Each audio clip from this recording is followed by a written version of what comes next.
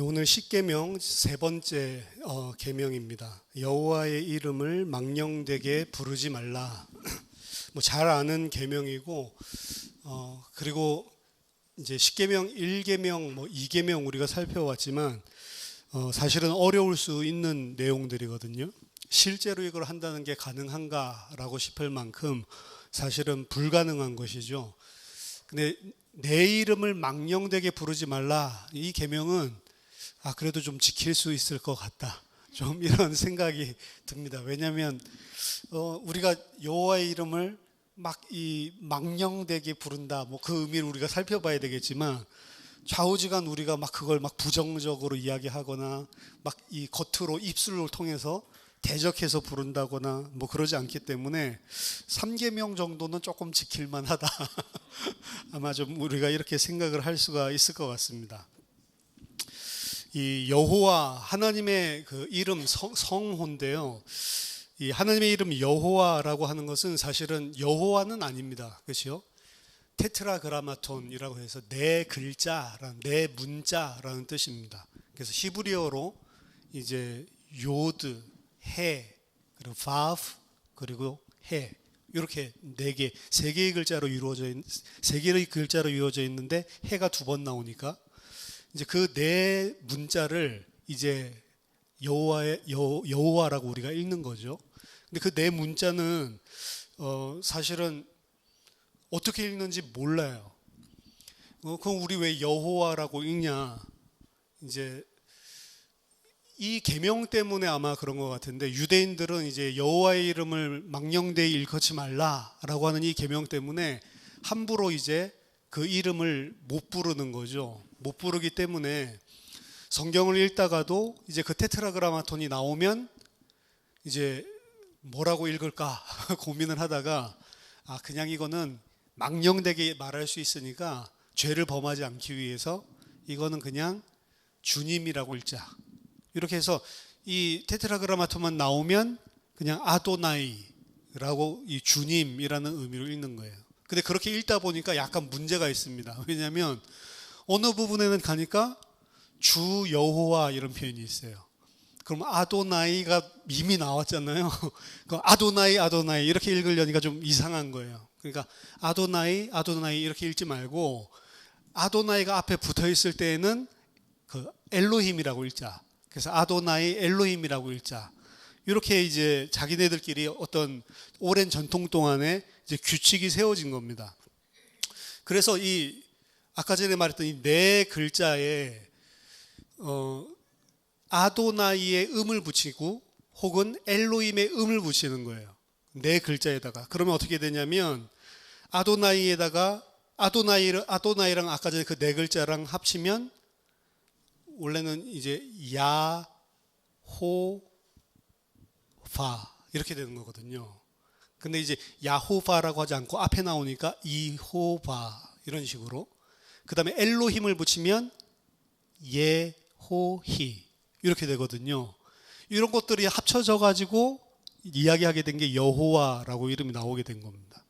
그러니까 사실은 여호와 그렇게 하면 성경에서 나오는 그 이름이랑 좀 다르게 발음을 제가 봤을 때는 100% 틀린 거죠. 여호와라고 하는 발음은 아도나이랑 엘로힘을 붙였을 때의 음에서 따온 거기 때문에 여호와라고 말하면 100% 틀린 겁니다. 근데 그렇게 하나님의 말씀을 철저하게 지켜야 된다는 여호와의 증인은 죽어라고 여호와라고 부르거든요. 근데 여호와라고 부르면 100% 틀린 거예요. 그러면 100% 안 틀리고 그럼 이건 뭘까라고 해서 사람들이 이야기하기를 보통 야훼라고 하죠. 그 야훼는 맞는 걸까요? 야훼가 진짜로 고대 이스라엘의 모세를 포함해 가지고 진짜로 그렇게 발음했는지 안 했는지는 아무도 알 수 없습니다. 그럼 뭐예요? 여호와의 이름을 망령되이 일컫지 말라라고 하는데 사실은 이 계명에서 여호와라고 하는 것 자체도 어떻게 발음해야 되는지 사실은 모르는 겁니다. 더 중요하게는 그럼 이 야훼 이거 뭐야 이렇게 생각을 하는데 어떻게 보면 발음을 아예 하지 말라고 준 문자일 수도 있어요. 그 문자들 가운데. 왜냐하면 지금 제가 말씀드렸죠. 요드라고 하는 거는 제일 처음에 이제 요드라고 하는 첫 번째 글자는 이제 영어로 치면 Y 발음이고요. 그 다음에 그 해라고 하는 거는 그냥 H 발음, 우리나라 히읗자.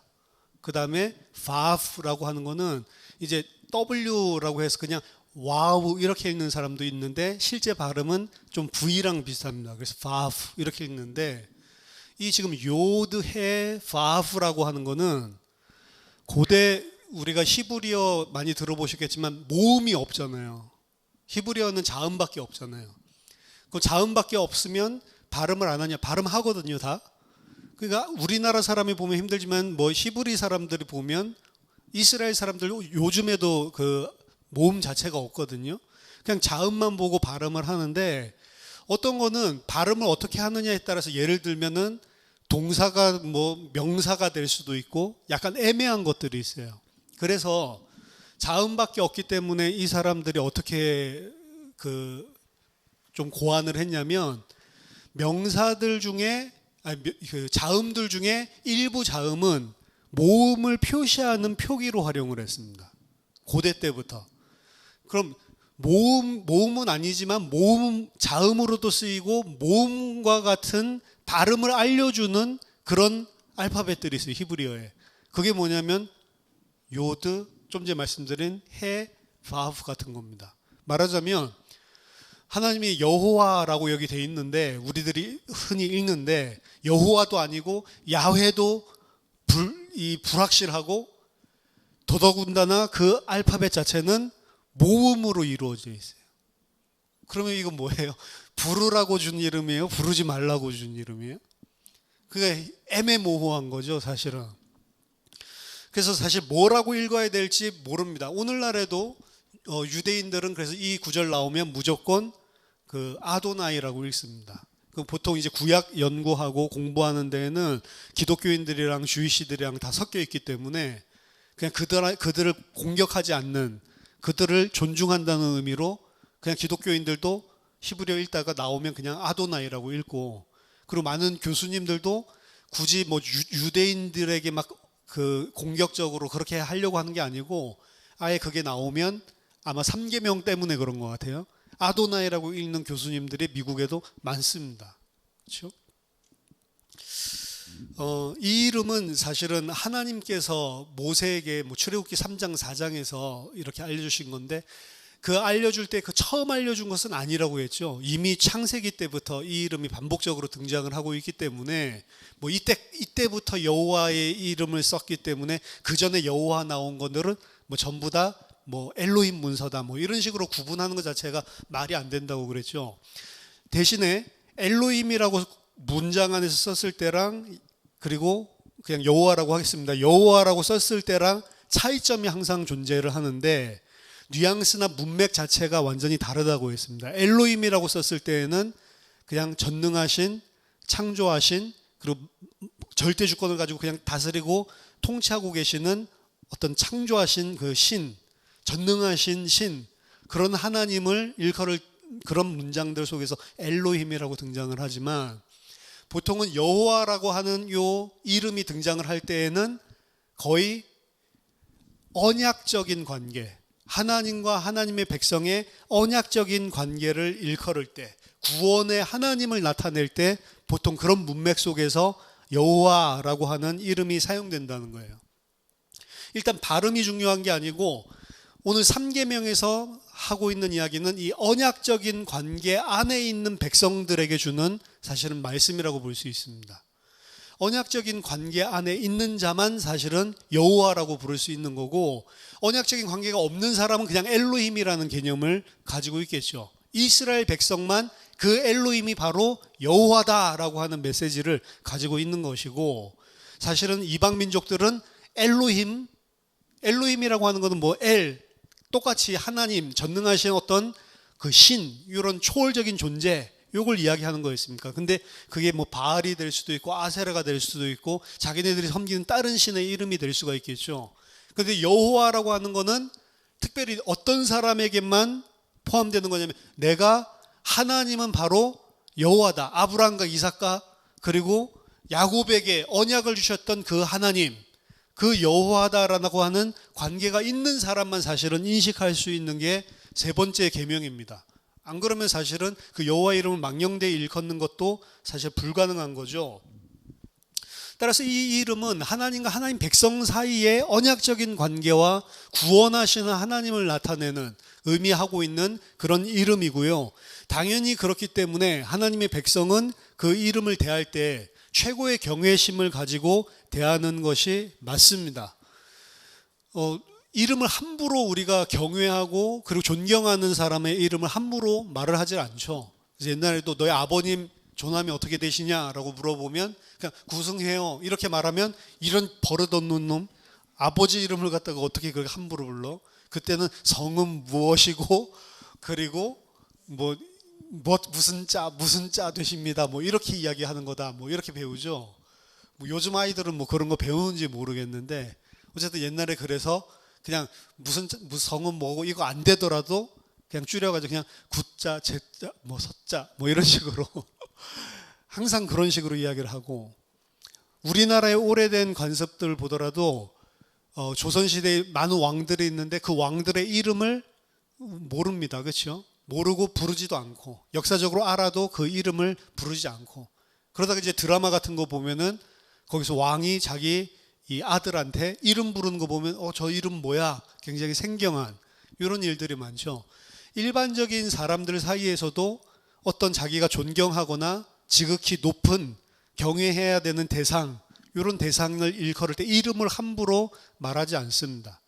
그래서 이 3계명을 이해할 때 그런 식으로 아마 이해를 한 것 같아요, 유대인들이. 그래서 아예 그 이름 자체를 함부로 입 밖에 내다가 실수하면 큰일 나니까 아예 이름을 붙이지 않는 거겠죠.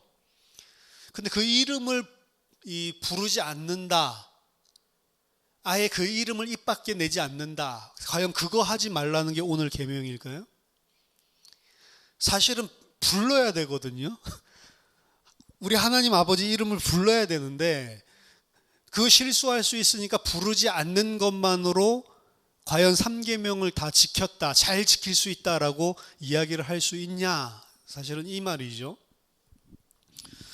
이 이름을 너무나 경외하기 때문에 유대인들은 이름을 부르지 않았을 뿐만 아니라, 그리고 그 이름이 등장할 때마다 아까 전에 말한 것처럼 아도나이나 엘로힘으로 바꾸고, 혹은 뭐라고도 바꿨냐면 하셈이라고도 바꿨어요. 셈이라고 하는 건 이름이거든요. 하셈 이렇게 이야기하면 그 이름, 그 소리예요. 그래서 하나님 이름 나오면 그 이름 이런 식으로 이야기하거나, 아니면 찬양을 받기에 합당하신 분, 그냥 이런 식으로 이야기를 하고, 그런 식으로 하나님의 이름을 망령되이 부르지 말라고 했기 때문에 절대로 그렇게 안 불렀고, 서기관들도 성경을 쓰다가 그 테트라그라마톤만 나오면 붓도 새로 빨고 그리고 아예 목욕하러 들어갔죠. 나 여호와 너희 하나님 여호와 이런 거 나오면 그거 할 때마다 목욕하고 붓 빨고 나와가지고 해야 된단 말이에요. 그래서 이 쿰난 그런 공동체에 있었던, 거기에도 서기관들이 있었기 때문에 그 필사하는 사람들 그런 방에 들어가 보면 옆에 아예 목욕탕이 있어요. 그래서 옆에 아예 물 받아 놓고 왜냐, 너무 여호와 많이 나오니까 그 나올 때마다 그렇게 씻으면서 하는 거죠. 그럼 그렇게 하면 잘 지키는 거냔 말이에요. 그래서 일단 문제 자체가 많습니다. 이 3계명을 잘 지킬 수 있다라고 생각을 하고, 유대인들처럼 그렇게 하면 잘 지키는 거냐라는 거 봤을 때 약간 그건 좀 아닌 것 같다, 그렇게 하라고 준 계명인가, 좀 이런 식의 사실은 생각이 드는 게 당연한 거죠. 근데 문제 자체가 아까 전에 여호와라고 해야 되냐, 야훼라고 해야 되냐, 뭐라고 해야 되냐, 이 이름들 부르는 것들 자체가 지금은 사실은 상실돼 버렸기 때문에 이런 것들 자체도 사실은 좀 문제가 될 수가 있습니다. 분명한 확신을 할 수가 없어요. 그것도 이제 가장 근본적인 오늘 계명에 들어가 있는 첫 번째 문제이기도 하고요. 두 번째는 3계명에서 하지 말라고 하는 내용이 도대체 무엇이냐라고 하는 겁니다. 망령되이 일컫지 말라, 망령되게 부르지 말라. 개역개정에서는 이렇게 이야기하고 있는데, 그 망령되게 부르지 말라라고 하는 의미가 뭐냐? 그러니까 좀 사실은 어려운 거예요. 이 테트라그라마톤을 읽을 수도 없고, 첫 번째가. 그리고 두 번째는 그럼 그 망령되게 부르지 말라라고 하는 게 뭐냐, 그 의미에 대한 것도, 이것도 여러 가지 의견들이 있을 만큼 사실은 이 어려운 문제입니다. 망령되다라고 하는 걸 제가 국어사전도 찾아봤어요. 이거 하면서 그때 뭐라고 이야기하냐면, 늙거나 정신이 흐려서 말이나 행동이 정상을 벗어난 것, 그게 망령된 거래요. 그래서 유의어로 주책 없다. 그 주책 없이 여호와의 이름을 부르지 마라. 뭐 이제 이런 식의, 그냥 한글로만 보면 그런 식의 개념이 되는데, 그 헤브리어로 보면 이 망령되다라고 하는 것을 샤베라고 되어 있습니다. 단어 자체가 샤베, 명사로 쓰여졌는데 샤베로 일컫지 말라. 그 샤베는 뭐냐? 여기에 대해서 여러 가지 의견들이 있습니다. 그런 것들을 좀 살펴보면, 일단은 건성에 아무 생각 없이 아무런 의미 없이 주절주절 되는 이런 말, 그렇게 부르지 말라라는 뜻이 있다고 그럽니다. 그러니까 이런 것들을 하지 말라라고 하면, 이제 미국에서 이 삼계명을 생각할 때 가장 많이 하는 떠올리는 게 뭐냐면, 무슨 일이 생기면 오 마이 갓 그러거나 아니면 지저스 그러는 거 있죠. 그걸 갖다 좀 안 좋게 생각을 해요. 왜냐하면 이게 삼계명 때문에 그 망령되게 일컫는 거다. 그래서 무슨 일이 생기면 오 마이 갓 하면, 사실 크리스찬들이 만약에 어떤 일이 생겼을 때 오 마이 갓 하잖아요. 그럼 우린 그냥 하지만 한국 사람이라서. 근데 미국에서는 그걸 어린이들 앞에서 오 마이 갓 그걸 정확하게 말하거나 오 마이 갓 하면 약간 그렇게 하면 안 되는데 좀 이런 눈치예요. 그래서 아이들도 오 마이 갓을 안 합니다. 그래서 약간 바꿔서 오 마이 갓이 그냥 그렇게 한다고요. 왜 그렇게 하냐면 망령되게 일컫는 거예요. 오 마이 갓 하면. 지저스 그런 거 하면 욕하는. 그래서 영화 같은 거 봐도 지저스 그러면 우리나라 말에 제기랄 뭐 이렇게 그 번역을 해 놓는다고요. 자막 같은 걸 보면. 그러면 뭐 오 마이 갓 하면 맙소사 뭐 이제 그거 하지 말라는 거냐, 이렇게 이해를 한 거죠. 건성적으로 무의미하게 그냥 함부로 막 부르지 마라, 이런 식으로 이해를 한 거죠. 뭐 그런 식의 이해가 100% 틀렸다, 우리는 함부로 불러야 된다, 이걸 말할 수는 없고, 함부로 부르면 안 되겠지. 그러니까 그 맞는데 과연 그건가? 오마이 갓이라고 하라는 건가? 뭐 F워드 뭐 이런 것들도 말할 수 없으니까 바꿔가지고 하죠.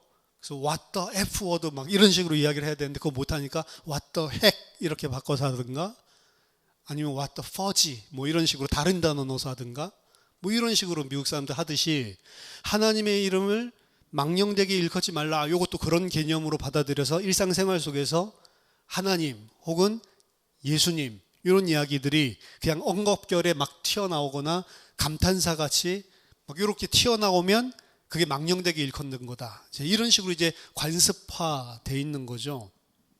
어쨌든 첫 번째는 좀 그런 의미가 있고요. 두 번째는 이게 거짓말이랑 관계가 있는 단어다라고 이야기를 합니다.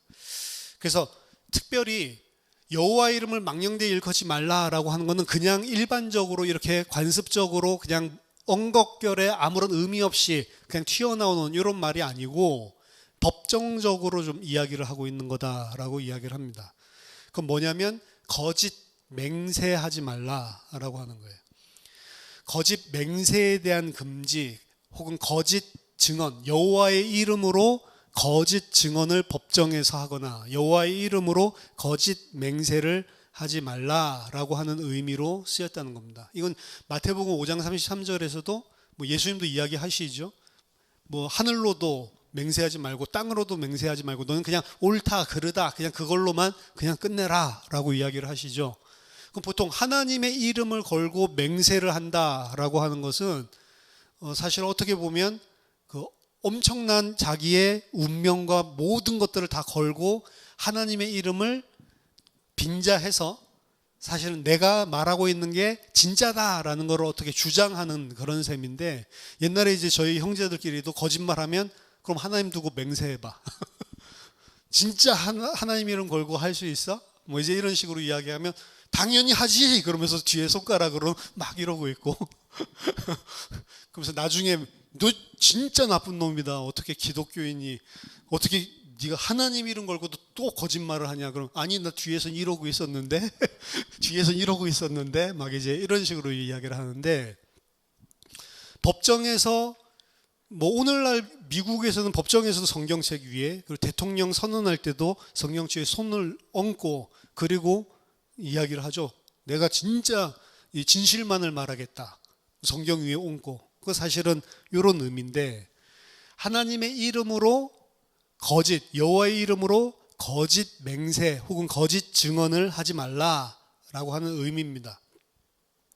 또 이 거짓말과 관련해서는 특별히 또 관련돼서는 거짓 선지자와 관련이 돼 있습니다. 왜냐하면 거짓 선지자는 선지자라고 하는 직함을 받으면 일단은 무엇을 전달할 때 자기 생각이나 자기가 원하는 것을 전하는 것이 아니고 항상 그 선지자 포메이션이라고 그러는데 하나님의 말씀을 전할 때는 여호와께서 이같이 말씀하셨느니라 뭐 이런 식으로 포맷이 있어요.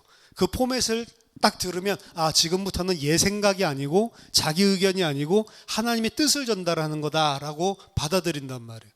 근데 그 거짓 선지자들 보면 그 포맷을 사용해서 항상 자기 생각을 하나님의 뜻인 것처럼 거짓말로 증거하는 경우가 허다했거든요. 저희들이 선지서 보면 알겠지만 선지자들 중에 대부분은 다 그 포맷을 활용하면서 거짓말하는 사람들이 실권을 잡고 있었습니다.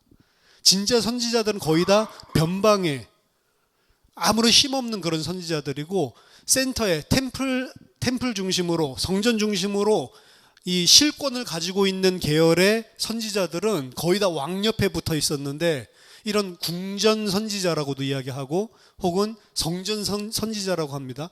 이 중앙에 있었던 선지자들은 거의 다 거짓말하는 사람들이었어요. 이런 사람들 때문에 이스라엘의 왕들 중에 우상숭배 안 하는 사람이 하나도 없다고.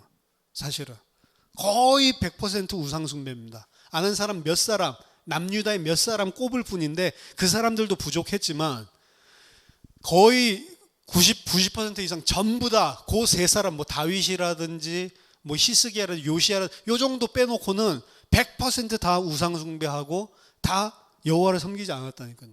근데 그들 주변에 있었던 사람들이 누구냐면 선지자들인데 그 선지자들이 거의 다 이 선지자 포메이션을 이용해서 이거 여호와의 말씀이다라고 이야기하고 육신적인 이방 신을 섬기는 사람의 생각을 항상 이야기를 했단 말이에요. 그래서 도리어 하나님 말씀 전달하러 온 이 변방의 선지자들은 전부 다 이 외인 취급받았고 그리고 이 말도 안 되는 지금 성전에 담당하고 왕궁을 담당하고 있는 선지자가 이렇게 말하는데 거짓말하고 있다. 이런 식으로 오히려 핍박을 받았죠. 그래서 여호와의 이름을 말하면서 실상은 자기 생각을 말하는 이런 거짓 선지자와 사실은 밀접한 관계가 있다. 이렇게 이야기를 합니다. 그리고 세 번째로는 이 여호와의 이름을 신성 모독하는 데 사용되는 것. 그래서 구체적으로는 여호와의 이름을 걸고 서원을 하거나 마술 점치는 것. 뭐 서원을 한다는 자체가 틀린 것이 아니고 이것을 마술이나 점치는 것들 활용해서 여호와의 이름을 빙자해서 하는 것. 이런 것들이 이제 그 내용 속에 들어가 있고 그리고 마지막 한 가지는 남을 해롭게 하기 위한 목적으로 사용하는 것. 그래서 여호와의 이름으로 저주한다든지 여호와의 이름으로 해코지 한다든지 이런 데에 사용된 것들이 아니냐 이런 의견들이 있습니다. 여러 의견들을 갖다가 정리해 보면 이 정도로 축약을 될 수가 있어요. 그럼 제가 말씀드린 네 가지 정도 이런 용례로 아까 전에 이야기했었던 그 샤베라고 하는 그 단어들이 사용이 되고 성경 안에서도 다른 곳에서 사용이 되고 있는데 이걸 갖다 정리해 보면 이렇습니다. 결국에는 뭐냐면 하나님의 이름을 이용해 먹는 거예요. 하나님의 이름을 내 뜻을 이루기 위해서 악용하고 빙자하고 이용해 먹는 거예요. 결국은. 그래서 자기가 거짓말을 하는데 상대방을 믿게 해서 내 뜻이 관철되게 하고 상대에게 뭐 우려먹기 위해서 여호와의 이름을 사용하는 것, 이런 것들도 아까 전에 뭐 선지자들이나 이런 것들 될 수 있고, 내가 맹세하는 것들도 그런데 다 이용이 될 수 있고, 그러니까 하나님을 이용하는 것, 그게 사실은 여호와의 이름을 망령되게 일컫는 것입니다. 그럼 하나님의 이름, 하나님을 이용해 먹는 게 우리한테 얼마나 많냔 말이에요. 지금 오늘날 현대 기독교인들 보면 이용해 먹는다라고 생각은 안 하겠죠. 근데 결국에는 자신의 유익을 위하여 도움을 주는 분 정도로 생각하고 하나님을 찾아간단 말이에요. 그럼 그것 자체는 사실 여호와의 이름을 망령되게 일컫고 있는 겁니다. 그러니까 아이들도 마찬가지죠. 아이들도 하나님은 내가 기도하면 전능하시기 때문에 들어주시는 분. 근데 자기와 하나님의 관계가 무엇인지를 모르는 상태에 있는 아이들은 하나님의 이름을 통해서 내가 원하는 거 받아내는데 포커스를 맞추고 기도도 하고 그렇게 합니다. 어린이들만 그런 게 아니고 어른도 마찬가지예요. 진짜로 하나님과 나의 관계, 하나님이 어떤 분이신지를 모르는 자들은 결국에는 하나님을 우상신과 같은 존재로 나를 위해서 도움을 주고 이용해 먹는 존재로 전락을 시켜버리는 거예요. 그럼 그게 3계명에 사실은 걸려 있는 것입니다. 그러면 이 3계명을 갖다가 지킨다, 아까 좀 쉽다라고 했는데 쉬운 게 아니에요. 내가 하나님에 대해서 잘못 알고 있거나 하나님과의 관계를 나 중심으로 가지고 있으면 3계명을 100% 다 범하고 있는 것입니다. 근데 많은 기독교인들이 종교화돼 버리고 거의 세속화돼 버렸기 때문에, 혹은 번영신학이 들어와서 물질 중심의 세계의 가치관, 이 세상의 가치관이 교회 안에도 뿌리를 내렸기 때문에 하나님 앞에 나아갈 때 이 관계를 가지고 하나님 앞에 나아가는 경우가 대부분이고, 또 그걸 갖다가 잘하고 있다고 조장까지 해버린단 말이에요. 그래서 그걸 갖다가 잘 해가지고 내가 원하는 것들을 얻어내면 간증까지 한단 말이에요. 그렇죠? 그래서 여호와의 이름을 망령되이 일컫지 말라라고 하는 거의 핵심은, 본질은 사실은 하나님을 잘 모르는데, 하나님을 잘 모르면 우리는 어떻게 되냐면 내 중심으로 하나님을 사용해 먹는 자리로 하나님을 이용한단 말이에요. 그리고 그 자체가 오늘 3계명에서 이야기를 하고 있는 겁니다. 그러니까 하나님을 모르는 상태에서 하나님을 부르면 경외하는 마음을 가지고 하나님, 경외하는 마음을 가지고 여호와 이런다고 해서 그게 경외하는 게 아니고, 하나님이 누구고 내가 누군지를 모르는 상태에서 부르는 모든 하나님의 이름은 사실은 여호와의 이름을 망령되게 지금 부르고 있는 거라는 거예요. 그래서 마태복음 7장에 예수님께서 마지막 심판날에 이런 사람들 이야기하죠. 주여 주여 우리가 주의 이름으로 선지자 노릇을 하고 주의 이름으로 귀신을 내어 쫓으며 주의 이름으로 많은 권능을 행하지 않았습니까? 그렇죠? 예수 이름으로 했는데도 불구하고 예수님이 뭐라고 이야기하냐면, 나는 너희를 도무지 모르니 불법을 행하는 자들아 내게서 떠나라 라고 이야기한대죠. 이 사람들은 자기가 주의 이름으로, 당신 이름으로 우리가 했습니까? 근데 뭐라고 받아들여? 아니, 넌 내 이름으로 한 적이 한 번도 없어 라고 이야기를 하는 겁니다. 그럼 그 사람들은 진짜로 예수 이름으로 다 했다니까요. 그렇죠? 근데 그 예수 이름으로 왜 합니까? 하나님을 이용해 먹기 위해서. 예수 이름을 어디다 쓰죠? 하나님의 능력을 내가 필요한 거에 이용해 먹기 위해서. 귀신을 쫓아냅니다. 왜 쫓아내죠? 내게 필요한 것이기 때문에. 권능을 행합니다. 왜 그러죠? 육신적인 세상의 필요를 채워주기 위해서. 선지자 노릇을 합니다. 왜 하죠? 많은 목사들이 선지자 노릇하고 있는 거죠. 왜 하죠? 제가 지난번에 한 뉴저지에서 만났던 목사님 이야기 했잖아요. 현장에서 전도하다가 만났는데 100명 정도 데리고 목회하는데, 미국에서 100명 정도 데리고 목회하면 그래도 먹고 살만 합니다. 그래도 헌금이 나와요. 근데 그 자기네들의 100명 모인 그 성도들에게 주일날 당신들 진짜 예수 믿고 구원 받았냐? 이 질문을 못 하겠대요. 왜? 그럼 다음 주에 안 올까 봐. 그러면서 예수 이름으로 이야기하고 있다니까, 강단에서. 그렇죠? 이 사람이 망령되이 일컫고 있는 거 아닙니까? 속으로 그렇게 하나님을 알고 그렇게 예수를 믿고 있는데 강단에 서서 예수님을 이야기하고 하나님을 이야기한다? 그러면서 속으로는 내가 그래도 하나님의 말씀 전한다라고 생각합니까? 아니요. 마태복음 7장에서 이 불법을 행하는 자들아 라고 이야기를 한다. 왜? 그 예수의 이름조차도 그리고 말씀을 선포하는 것조차도 뭐를 위해서요? 나를 위해서 하고 있는 거예요. 그 목회자들은 사실은 선지자들 똑같습니다. 사람들 귀에 좋은 소리 들려주려고 설교를 하거나 그 입맛에 맞춰주려고 하면 반드시 그 길로 가게 돼 있어요. 그렇죠? 사람 보고 설교를 하면 안 된다라고 이야기한 거는 그겁니다. 누가 앉았는지도 신경 써, 근데. 메신저들이 보통. 그렇죠? 그래서 뭐 교단에서 뭐 큰 목사님 와 계시면 떨려 오늘 설교 어떻게 하지? 설교를 어떻게 하려고 그래서 그래. 그렇죠? 말씀 전하면 되는 건데. 하나님 말씀 안 전하고 내가 생각한 뭐를 전하려고 하니까 그런 것이지. 그 사람은 하나님 백성 아닙니까?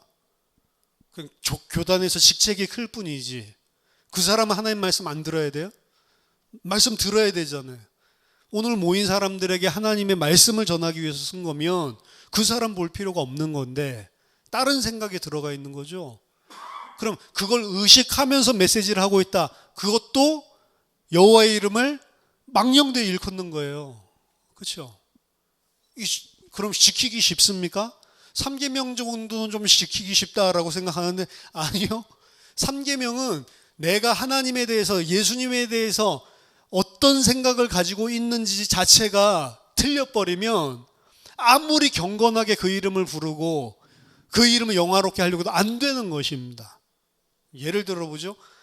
그렇게 붓을 빨고 그렇게 목욕을 하고 했었던 서기관들, 그렇게 여호와의 이름을 망령되이 안 부르려고 했었던 그런 바리새인들 얼마나 경건해요. 근데 진짜로 그 사람들이 여호와의 이름을 망령되게 안 일컫는 사람들입니까? 오히려 여호와의 이름으로 오신 하나님 아버지의 이름으로 오신 그 예수를 대적하는 자리에 섰는데요. 그렇죠? 아니라니까요. 내가 어떻게 하나님에 대해서 어떻게 나에 대해서 생각하는지가 올바르게 정립되어 있지 않는 만큼 우리는 여호와의 이름을 망령되게 부르고 있는 거예요. 입술로 말하고 안 하고 그게 중요한 게 아니란 말입니다. 자, 사실은 구약에서 준 그래서 이 여호와의 이름은 어떻게 보면은 부를 수도 없는 이름을 준 거예요. 그래서 그 뭐 경건하게 하려고 율법적으로 그렇게 했든 안 했든 안 부른 것 자체는 일단은 나쁜 건 아닙니다. 부르라고 준 이름이 아니에요, 사실은. 근데 그 이름을 부를 수 있게 준 이름이 신약의 예수라는 이름입니다, 사실은. 그 아버지의 이름으로 왔고 그 이름을 그 예수의 이름이 사실은 중요한데 예수라는 이름 자체도 예수 맞습니까? 미국 사람들은 지저스라고 하는데 그리고 남미 사람들은 헤수스라고 하는데요. 남미 가 보니까 이 예수라는 이름 가진 사람이 많더라고요. 헤수스 그 유명한 축구 선수들 중에도 있죠. 그러니까 지저스랑 스펠링은 똑같은데 읽기를 이 H 발음으로 읽으니까 헤수스라고 읽는 거예요. 그러니까 이 예수라는 이름을 가진 사람들이 많더라고요. 그 아버지가 무슨 정신을 가지고 그 이름을 붙여줬는지는 잘 모르겠는데 그럼 예수, 지저스, 헤수스 뭐가 맞습니까? 헬라어로는 이에수스. 근데 헬라어로 사실은 부르지는 않았을 거 아니에요. 일상어에서 아람어로 불렀을 거잖아요. 그러면 예슈아. 뭐라고 해야 돼요? 예슈아라고 해야 돼요. 예수스라고 해야 돼요. 예수라고 해야 돼요. 이제 예수의 이름은 그나마 이제 우리가 부를 수 있는 이름이 주어졌는데 그것도 여러 가지야. 그래서 지금도 예슈아라고 읽는 사람도 있습니다. 이거 옛날 그대로 해야 된다. 왜? 그 이름을 망령되이 일컫지 않기 위해서 예슈아. 근데 예수라고 하든 지저스라고 하든 예슈아라고 하든 상관이 없습니다. 그게 중요한 게 아니에요. 아까 전이랑 똑같아요. 그 이름을 내가 어떻게 인지하고 있는지가 중요한 거예요. 그 이름을 내가 어떻게 가지고 있는지 따라서 예슈아라고 정확하게 그때 당시 이름으로 불러도 그 예슈아라는 이름을 본질적으로 나를 위해서, 세상 것을 위해서 사용해 먹을 수가 있다니까요. 아, 예수의 이름을 이 세상 것을 위해서 하지 않지 라고 이야기하면서 천국을 위해서, 그것도 이 세상적인 개념의 천국을 만들어 놓고 또 일컬을 수가 있다니까요. 그렇죠? 그래서 사실은 이 예수 그리스도 안에서 주신 하나님의 은혜와, 그리고 본질, 하나님과 나 사이의 본질, 창조주와 피조물, 그리고 우리에게 은혜와 사랑을 베풀어 주시는데 나는 죄인, 요 개념이 없으면 예수라는 이름 자체를 부를 때에도 우리는 나중심적으로 그 이름 자체도 또 하나님을 대적하는, 하나님과 반대편에 서 있는 그 자리에서 사용해 먹을 수가 있단 말이에요. 예수의 이름으로 얼마나 이런 일들이 많이 행해집니까? 그렇죠? 그래서 진짜 그 이름을 알고 진짜로 그분을 영화롭게 하고 그 이름을 거룩하게, 예수님의 주기도문에서 가장 처음에 나온 게 하나님 당신의 이름이 거룩히 여김을 받으시오며, 이거부터 이야기하죠. 본격적인 그 청원의 내용이 처음에는 호칭이고 하늘에 계신 우리 아버지, 혹격으로 하나님 부르는 거지만 본격적인 첫 번째 내용, 하나님의 이름이 거룩히 여기면, 그러면 이거 기도가 아니고, 주기도문은 기도가 아니랬죠. 우리 예수를 따르는 무리들, 공동체는 무슨 신조를 가지고 살아야 되냐라고 하는 자신들의 신앙 신조 내용이라고 이야기했습니다. 그 첫 번째는 하나님의 이름을 거룩하게 하는 거예요. 근데 하나님의 이름을 거룩하게 하려면 어떻게 해야 된다고? 하나님이 누구신지를 알고 내가 누군지를 알아야 하나님의 이름이 거룩하게 되는 거지, 암만 거룩하게 하려고 목욕하고 붓 씻고 이런다고 해도 거룩하게가 안 된단 말이에요. 그렇죠? 그래서 오늘 계명을 본질적으로 잘 지키려면, 본질적으로 잘 지키기 위해서는 하나님이 누군지를 알아야 되는 겁니다. 모르면 모르는 만큼 우리는 그 이름을 망령되게 일컫고 그 거룩한 이름을 먹칠하며 살 수밖에 없는 거예요. 이 땅에 하나님의 이름을 온전하게 거룩하게 나타내신 분은 예수님밖에 없습니다, 사실은. 그렇죠? 요한복음 17장 6절에 세상 중에서 내게 주신 사람들에게 내가 아버지의 이름을 나타내었나이다.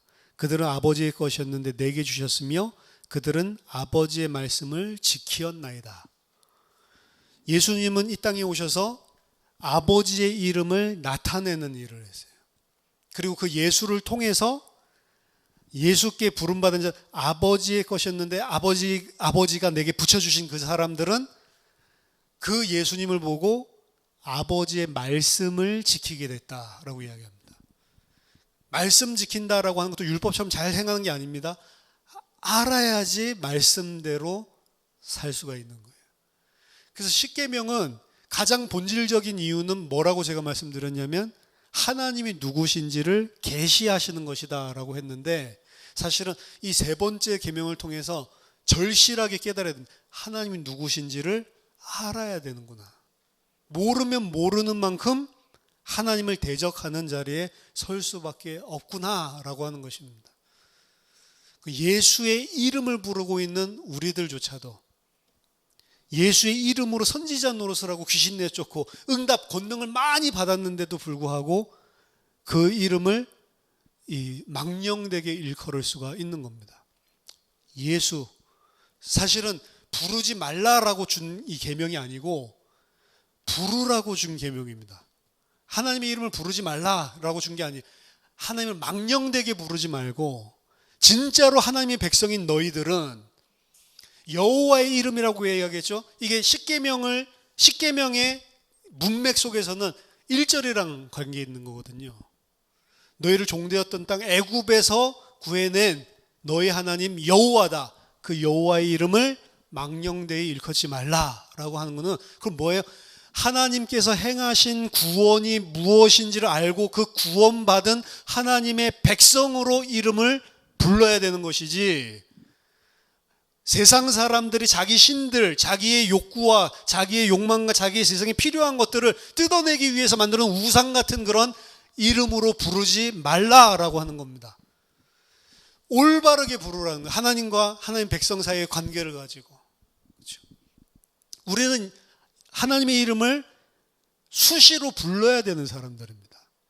신약에서도 누구든지 주의 이름을 부르는 자는 구원을 얻으리라. 주의 이름을 부르는 자는 부끄러움을 당하지 아니하리라. 하나님의 백성은 하나님의 백성으로서 하나님께 부르짖어야 되고, 그리고 예수 이름으로 하나님께 나아가야 되고, 그리고 그 하나님을 늘 불러야 되는, 사실은 긴밀한 소통 관계 속에 있어야 되는 게 하나님의 백성이에요. 근데 하나님을 잘 알지 못하면 하나님을 부르는 그 모든 행위가 다 하나님을 대적하는 죄를 지을 수가 있다니까요. 그래서 근데 하나님의 이름을 정확하게 나타내신 분은, 그리고 하나님의 이름을 거룩하게 하신 분은 예수님밖에 없어요. 그래서 우리는 어떻게 해야 그럼 하나님을 알 수 있냐? 예수를 통해서만 하나님을 알 수 있습니다. 사실은 히브리서 1장에서 이야기하죠. 예전에 선지자를 통해서 각 모양과 부분으로 말씀하셨던 하나님이 이 마지막 날에 자기 아들을 통해 최종적으로 확실하게 말씀을 해주셨다. 하나님의 말씀은 다 하나님 자신을 계시하시는 것인데, 계시의 정점은 예수님입니다. 그래서 그 예수를 통해 하나님을 아는 사람이 하나님의 이름을 부를 수 있는 거예요. 그 예수의 이름을 우리가 가지고 있다라고 하는 것은 그래서 대단한 것입니다. 아까 전에 우리 장로님 기도하실 때도 마지막에 예수님의 이름으로 기도하는 요 부분 하는데, 저 오늘 이제 설교 준비하다가 왔잖아요. 그러니까 예수 이름으로 우리가 하나님을 부를 수 있다는 게 엄청난 축복이구나. 예수 이름으로만 하나님께 나아갈 수 있고, 예수 이름으로만 하나님을 부를 수 있는 거예요, 사실은. 그래서 구약에서 주셨던 그 이름 여호와 자체는 아예 발음이 안 되는 거라니까요. 그것도 의미가 있는 것입니다. 왜? 구약 속에 있는 상태로 하나님의 이름을 절대로 부를 수가 없어요. 예수를 통하지 않고는 정확하게 하나님이 누군지를 모르기 때문에, 모르는 하나님을 내가 부르고 있으면 100% 하나님을 대적하고 있는 자리에 서 있는 거라니까요. 예수를 아는 자만 그래서 하나님을 부를 수가 있는 겁니다.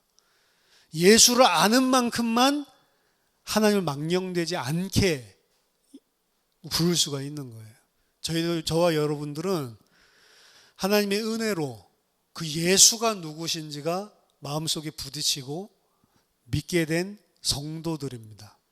하나님의 백성은 성도라고 하는 것이고, 그 하나님의 성도들이 하나님의 앞에 나아갈 수 있는 것은 그 예수라고 하는 그 이름으로. 왜? 그 예수가 무슨 일을 하셨는지, 그 안에서 하나님이 누군지를 안 사람들이 나가는 거기 때문에. 저와 여러분들은 성도예요. 그게 제일 좋은 겁니다. 집사, 장로, 목사보다 더 좋은 게 성도예요. 근데 오늘날에는 그냥 교회 처음 오면 성도라고 하고 교회 좀 오래 다니면 집사, 장로 이렇게 이야기하는데, 사실은 제일 좋은 게 성도죠. 사실 우리 다 성도인데, 그렇죠? 그래서 아예 이름을 성도라고 지을 목사님도 있는데 그렇죠? 제일 좋은 이름이죠. 성도라는 이름이. 예수 이름을 부르는 자들에게 거룩한 백성이다 라고 이름을 주신 거예요. 예수 이름을 부르는 자들에게. 근데 그 예수 이름을 이 땅에서 부르면 예수님이 한 가지 말씀하셨습니다. 너희들은 내 이름으로 인하여 모든 사람에게 미움을 받을 것이다. 마태복음 10장 22절. 하지만 끝까지 견디는 자는 구원을 받을 것이다. 자, 그 예수 이름을 부르는 성도들의 본질입니다. 이 사람들 세상이랑 안 맞아요. 세상과 가치관이 안 맞아요. 그렇기 때문에 세상 사는 사람들이 예수의 이름 때문에 모든 사람들이 너를 미워할 것이다. 사실 여러분 예수님 믿잖아요? 모든 사람들이 미워하던가요? 안 미워하죠. 그럼 내가 잘못 믿고 있는 건가? 그 소리가 아닙니다. 가치관, 생각하는 것 자체가 다르다는 거예요. 그래서 이 세상이랑 안 맞는 것입니다. 다르게 믿음으로 하려고 하는데, 예를 들어서 가족 안에서도 다르게 믿음으로 하는 것보다 육신적으로 하는 것들을 추구하는데 그렇게 뭐가 안 맞으면 미워할 수도 있겠지만, 굳이 세상 사람들이랑 나랑 이해 충돌이 안 되는데 갑자기 와가지고 너 예수 믿지 막 이렇게 미워하는 법은 없어요. 근데 세상 사람들이 미워한다는 건 이 세상이 우리를 미워하는 거예요. 왜? 이 세상과 우리의 생각, 가치관 자체가 완전히 반대이기 때문에. 그 사람이 예수 이름을 부를 수 있는 겁니다, 사실은. 우리의 지식까지 새롭게 창조함을 받은 거고, 이 세상의 것들은 하나님을 대적하는 초롱성이에요, 사실은. 예수의 이름으로 다 무너져야 될 것들입니다. 그 무너지는 만큼 예수 이름을 올바로 부르는 거예요, 사실은. 그 사람들은 절대로 예수 이름을 이 세상 것을 위해 이용해 먹기 위해서 부르지 않습니다. 그래서 기도 내용도 완전히 바뀌어요. 예수 이름으로 기도하는 게 중요한 게 아니고, 어떤 믿음을 가지고 어떻게 하나님을 인식하고 어떻게 그 예수를 인식하고 기도하냐, 내용이 중요하겠죠. 기도 내용도 바뀌어요. 사실 옛날에는 더 이상 기도할 게 없고, 저는 세계복음화만 기도해야지 이렇게 했는데, 이제 세계복음화도 기도 안 하니까 기도할 게 없어요, 사실은.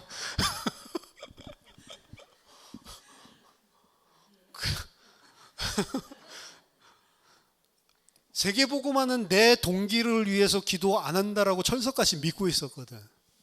근데 그것도 안에 들어가 보면 내 동기들이 다 들어가 있었는데, 사실은 복음 알고 진짜 진리 알고 그리고 진짜 다 알고 난 기도할 게 없어요.